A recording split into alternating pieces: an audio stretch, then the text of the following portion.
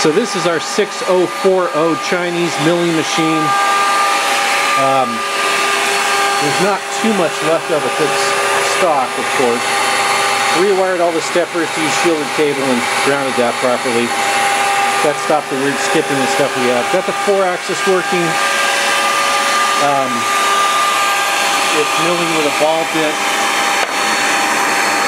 Use the flat bit to get that stuff on the left, and then the ball bit is sitting stuck.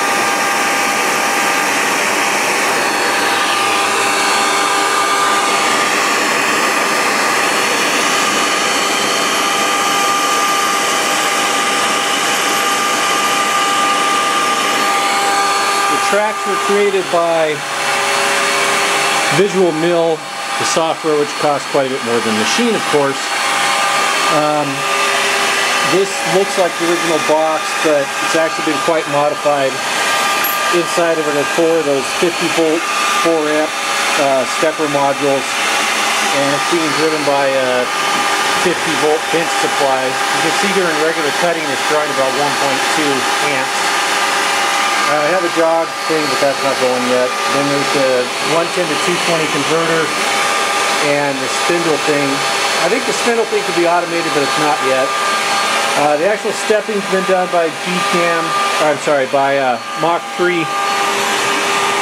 And see, if we go to the tool path, you can kind of get some idea of the little thing we're making. It's just a spindle. One little spindle thing. The tool path was created by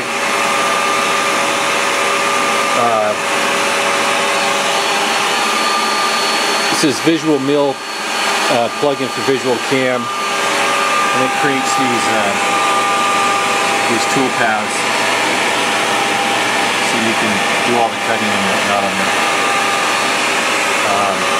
So between all that setup, we have it all going, and it's finally cranking out parts. Of course, this thing part, of course, could be turned out much easier on a lathe because it's completely round, but it's just an experiment. Of course, it could have, since it's being done on here, it could be done with flats on it or holes or anything else. So there it is, the not so cheapo 6040 Chinese mill doing 4-axis.